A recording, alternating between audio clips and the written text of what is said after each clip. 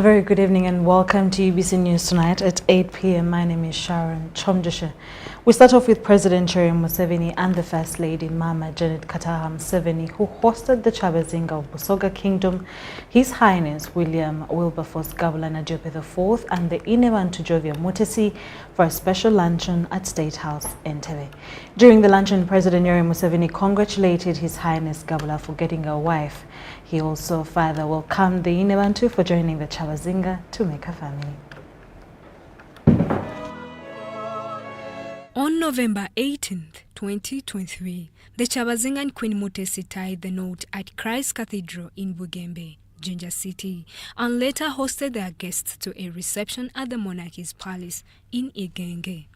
The unforgettable royal wedding, which attracted thousands of guests, was the first of its kind in Busoga Kingdom since 1956, and the Archbishop of the Church of Uganda, Stephen Kazimba Mugalu, presided over the Holy Union.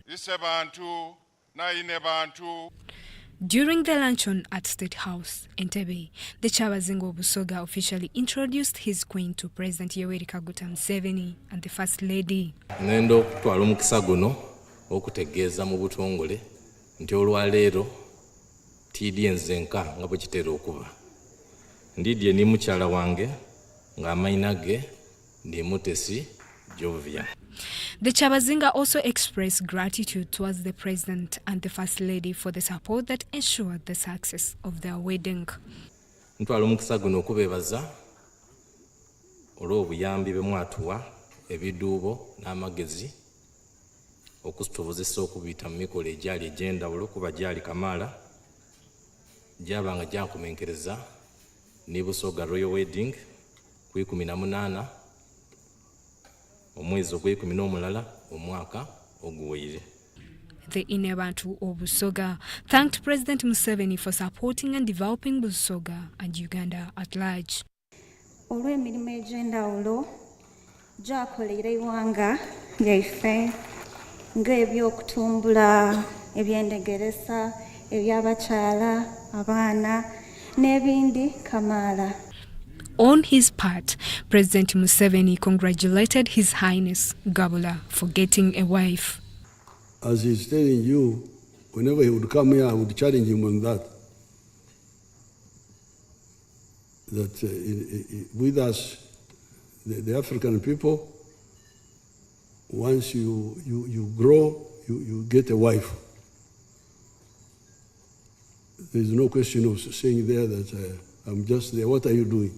Because that is the part of the Banyankore call it Okombeka. Okombeka is the Banyankore word for Okuzimba, but they use it to mean all that.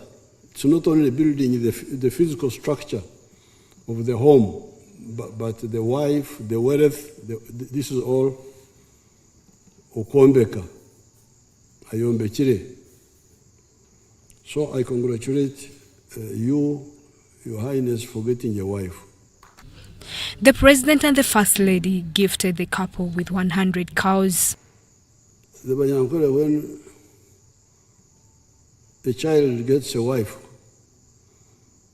you don't just come in swinging arms that you are going to attend a wedding and all that. You bring something on your head. So I will give them 100 cows. The President also thanked God for keeping him around and enabling him to work with the 3 generations of the Gabulas. I thought I should start by thanking God for enabling me to work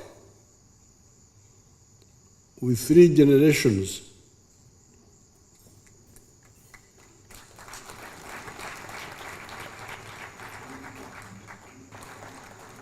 You can see why you people, you should thank God for this old man.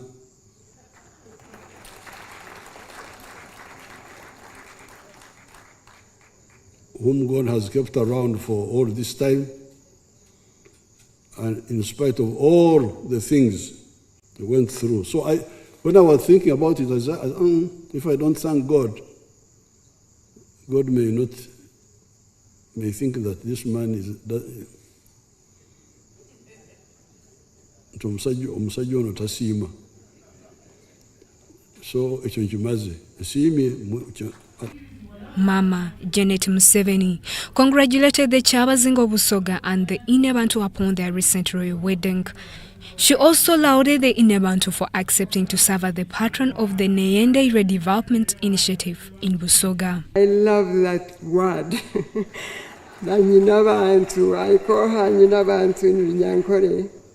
I want to salute her for graciously embracing the role of serving as a patron of the Nyende group in Busoga region. The Nyende Initiative is a community-based organization that my office and some movement young ladies, friends and colleagues of mine formed in 2015. It is focused on empowering women. The Katukiro Prime Minister of Busoga Kingdom, Dr. Joseph Muvawala, said they had visited the President and the First Lady to celebrate the royal union between the Kyabazinga and the Inebantu. Busoga has taken over the State House. The event was also attended by members of Parliament from Busoga Sub-Region, Busoga Kingdom ministers, and the family of Inebantu led by her father, Mr. Stanley Bayole, among other officials. Justin Nakami, UBC News. Thank you so much, Justin Nakami. President Museveni hosted and welcomed a delegation of African parliamentarians at State House, Entebbe. Addressing the delegates, President Museveni highlighted the impact of African weaknesses on the rise of imperialism, stressing the need for self-reflection and unity among Africans. In his speech, President Museveni pointed out that Africa's vulnerabilities have allowed imperialists to exploit the continent, making it imperative for Africans to address internal issues such as greed and disunity. Take a look. Coincided with the conclusion of the 3-day Second African Inter-Parliamentary Conference hosted by the Uganda Parliamentary Forum. It was focused on family, values and sovereignty, and it was held at Imperial Resort Beach Hotel in Entebbe. The conference chair, Saro Pendi, informed the president that the conference aimed to address challenges such as cultural colonization and the influence of external forces on African culture and sovereignty. Excellency clearly shows the support that you have for the African cultures, the African values for which we are gathered to ensure that we defend and promote on the African continent.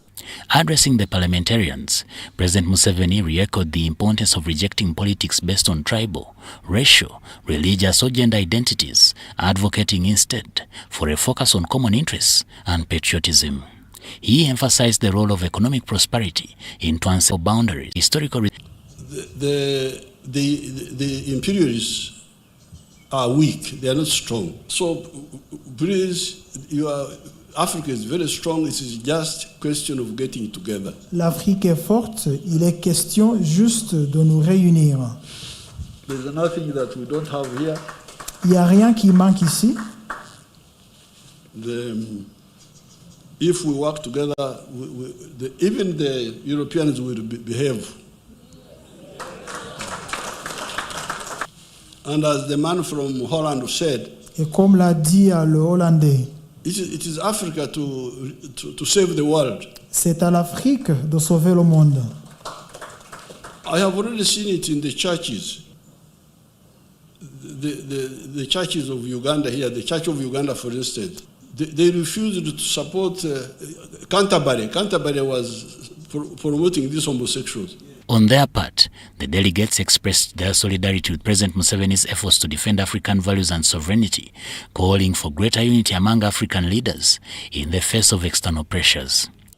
Your Excellency, it is with a deep sense of humility and gratitude that once again I stand before you to thank you so much for your commitment and to the values of holding the African culture, African family, African religion, and tradition, and for being able to speak without any ambiguity on matters that matter most unto the African continent.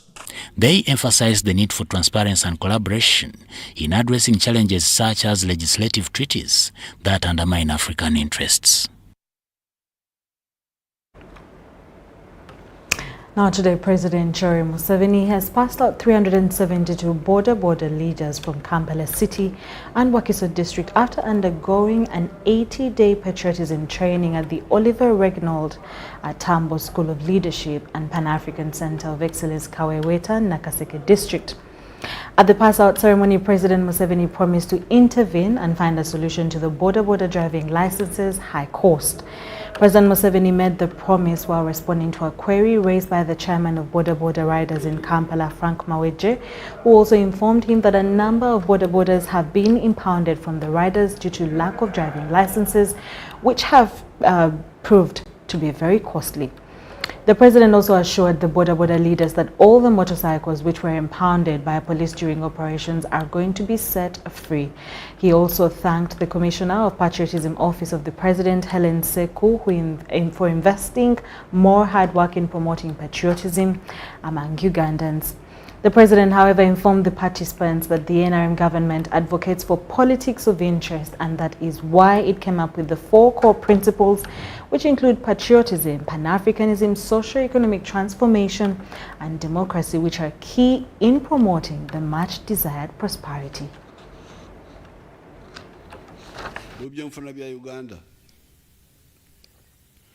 Obuondo buli omuzungu bakita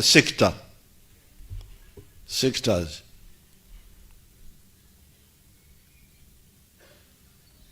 Gyosobola okubako kyokola ekyamaguzi oba obuweereza mu kabondo kamu oba kalala. Akabondo akasooka ye obulimi n'obulunzi obukola sente. Obulunzi n'obulimi obukola sente, commercial agriculture. Ake kabondo akasooka osobola okuyitamu obeko byokola n'obitunda n'ojja mu sente. Akabondo akokubiri ge makolero, factories, manufacturing, okukola ebintu mu makolero. Kabondo akokubiri. Akokusatu ke kabondo kamwe akobuweereza, transport, medical, insurance, ebyo byonna buweereza. Akabondo akokuna bebini ebyuma bya kalimagezi ebyakajja, ebyuma bya kalimagezi, computers, okozesa computers. Nabwo buweereza bwekika ekipya y'ensonga tubuteeka bbali naye nabwo buweereza.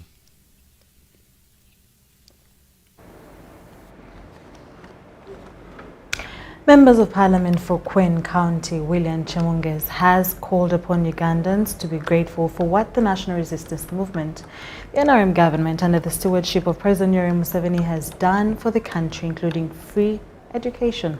Now, Mr. Kyomugisha made the remarks at the graduation ceremony held at Sebei Presidential Industrial Hub in Queen District, where a total of 456 trainees from the 2nd and 3rd intakes completed their vocational training in 7 disciplines. We have a detailed report.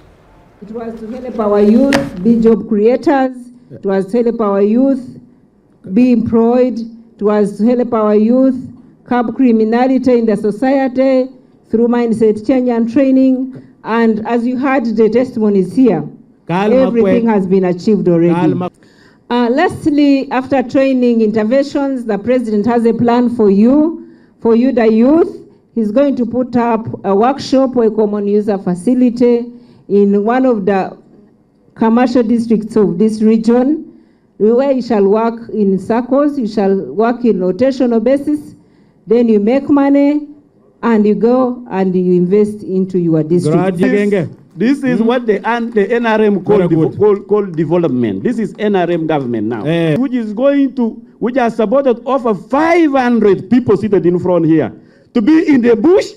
In Ngenge here, they would put this project in big towns, not put it here. We can provide for our families at home and other people like our young brothers and sisters. I am so grateful for the opportunity. I go to the government of Uganda.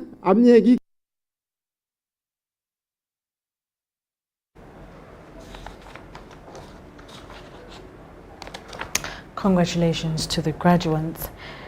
First Deputy Prime Minister and Minister for East Africa and Community Affairs, Rebecca Litwala Kadaga, has encouraged East African community member states to stick together and join forces to lessen the impact of climate change-related challenges like water quality, floods, and pollution.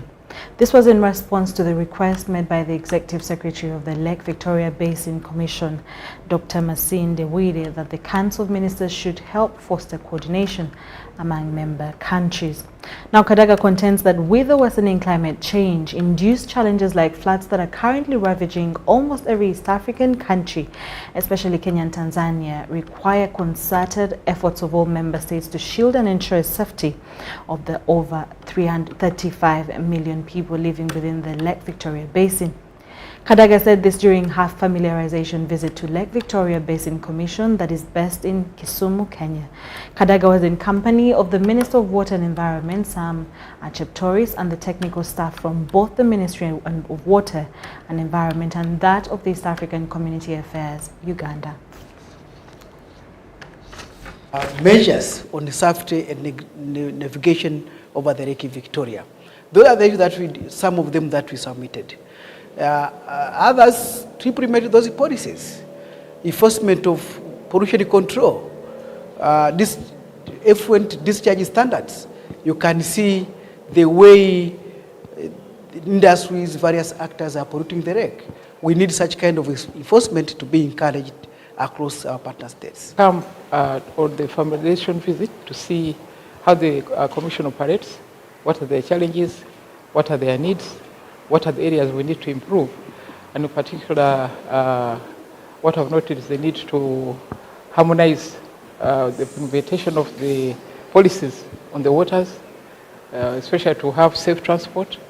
We have been briefed about the maritime school in Entebbe, where safety officers are being trained.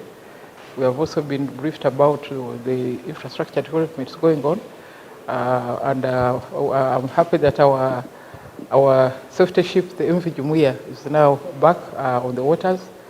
So basically, it's really what is going on. But the Commission has been busy looking at opportunities from our partners, in particular areas like climate resilient agriculture and so on. So there are different programs which are being undertaken for the entire region. So the Commission is handling that, and we hope that the partner states can also add their efforts in each of their jurisdictions. Maybe the other thing we need to do is to encourage the Republic of Kenya, which had withdrawn from the Basin Commission, to return so that we can work together, because we share Lake Victoria among other water resources in this. Police in Kawempe Division have successfully defused a potentially catastrophic bomb discovered in a rental house in Komamboga. Director of Defense Public Information Brigadier General Felix Kulaije asked local leaders to scrutinize individuals before providing them with accommodation. Take a look.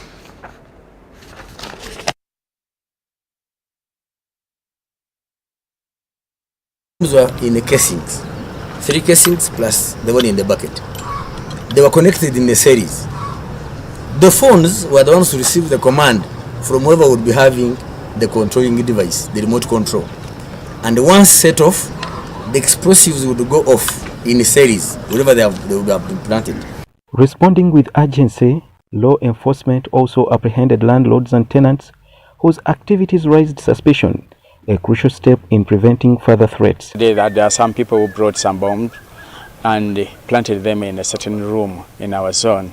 And when we were informed, we had to alert the people around, and then we moved them from their houses, put them in one place, And now we have taken them to the clinic a bit away from the place.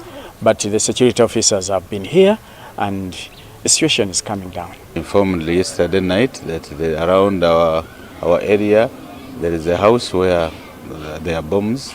So we managed to move around with the soldiers, the police, to look for that house, and eventually we happened to see where that house is, and the technical guys identified that there are bombs there.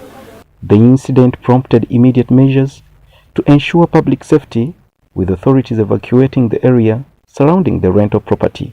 They found 4 improvised explosive devices and a number of ammunition, as you have seen. Regional intelligence and information gathered from those we arrested already. They include Karanzi Augustine, arrested in Masaka, Sulaiman Nsubuga, arrested in Busia, Swaleh Abubakar, arrested in Zambia, reveals that the terrorists are commanded by a one, he calls himself Punisher, alias Nsubuga, Medi, alias Karubu. Action contributed to heightened tensions among local residents. Brigadier General Felix Kulaije, speaking on behalf of the UPDF, commended the police response while urging continued vigilance among citizens. We have always told you, anybody unknown in your area, whoever comes, please report.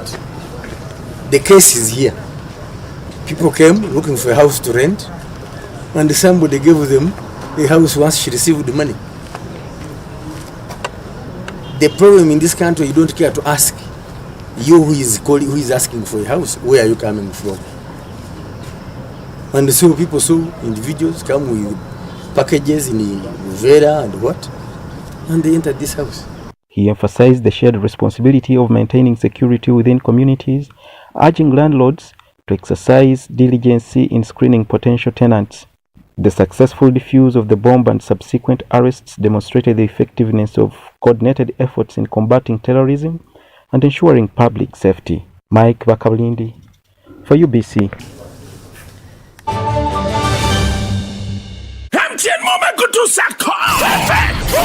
Live in concert kujahazi PM Nyonyo mo hip hop kuna rubale Kurokanga 18 Mei 2024 ena fefe bosi weekend kama goma rapo na nyina freestyle jangola bomwana wakulu kutebika munganiga sasa liva muchamba misana na chironga tuli marapu melele pokinga mtwale bidi vyebi mtwale tano emeza kakande emeza vivya milioni 3 downloading MTN Momo apa osaliwe kebijula 5 kubuli 10 ku tiketi woguli kwa MTN Momo tiketi yagula mtwalo gumo ade VIP ebili chitundu tulina ne bote cruise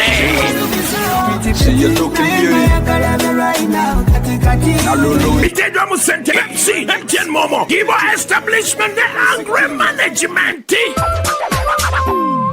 Once upon a time, there lived identical twins who gave birth to beautiful princes and princesses. Their mothers gave their babies' bodies a lot of care by applying on their skin with baby Junior jelly. So dried their chariots and everyone would admire their glowing skin. Fun fact, baby Junior prevents diaper rash, dry and sensitive skin. Moms all over Africa love baby Junior jelly. Baby Junior the skin, no more worries anymore. Boo, boo, boo, boo, boo. Baby Junior. Baby Junior. We've hit refresh with Castle Lights. A premium new look.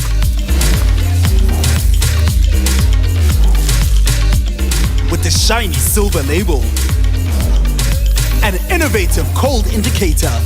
A premium green neck label for a crisp and easy drinking beer. Fresh new look. Experience the fresh Newcastle Light.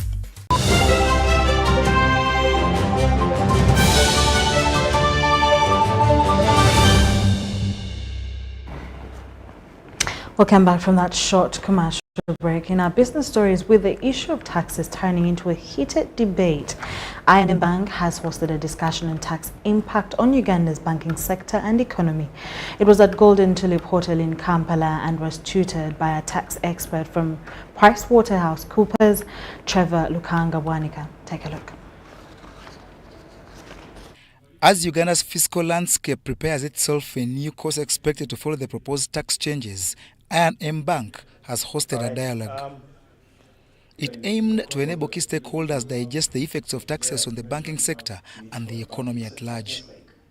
The dialogue, organized in partnership with the SCI Financial Markets Association, was tutored by tax expert Trevor Lukanga and was on the proposed tax reforms and their potential effects on various businesses.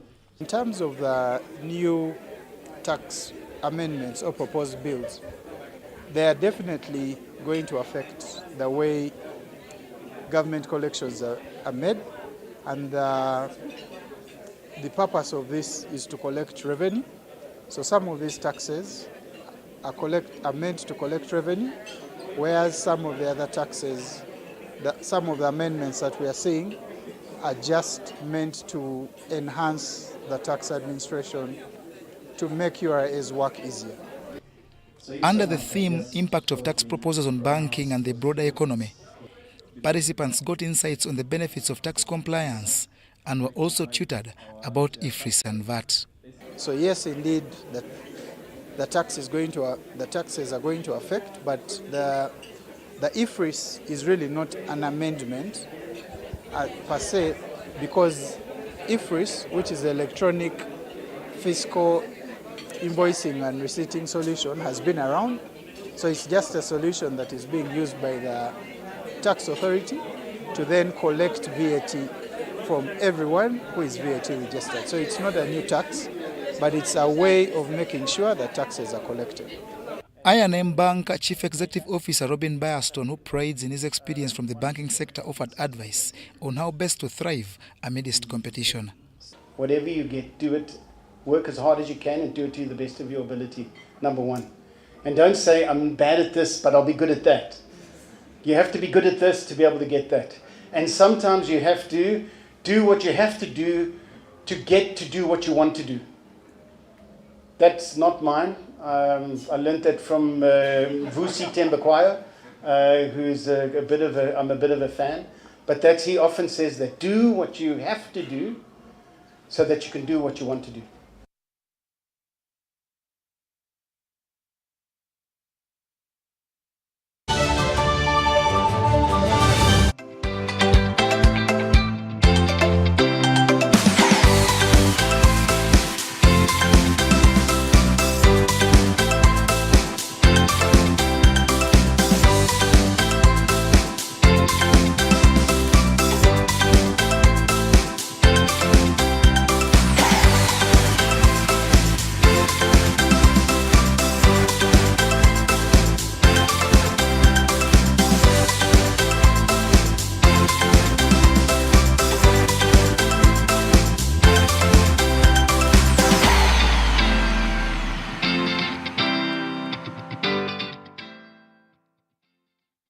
Cheers to something refreshingly different.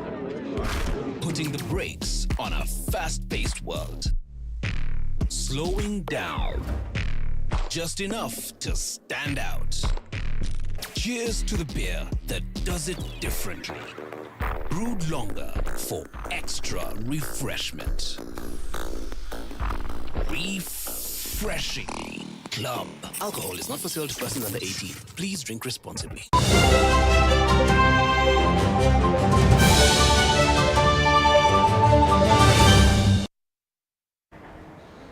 Welcome back to the last segment of UBC News Tonight. Now, the Bikabya football tournament has continued with action at Kawanda Senior Secondary School and locally grounds. Take a look.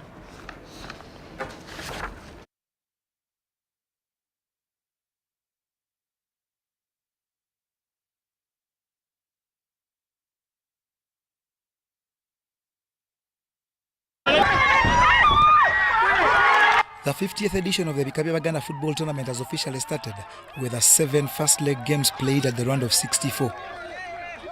Ndiga edged in Kusu 1-0 courtesy of a Patrick Kagulire goal, while record champions Mamba na Makaka walloped in Kerebe 5-1. Elias Kiyemba, Mubarak Mitala and Abdul Malik Mbazira won target for 10-man Kasimba in a convincing victory over Kayozi. Mpewo and Ngabi Nyunga played to a barren stalemate while Kibez Martin Semubia became the first player to score a brace in his team's 2-0 victory over Njaza. The Mvubu vs Nsuma game ended 1-1, while Mamba Kakoboza defeated Ngali 2-0.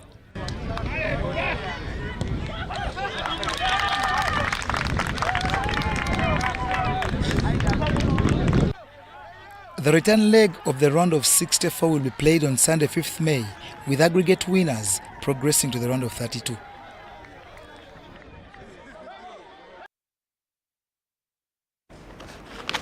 Well, that's all we had for you in this hour. Thank you so much for watching UBC News Tonight. Do join me again at 10 p.m. for more news coming your way. Otherwise, please stay tuned for Business Roundup. Bye-bye.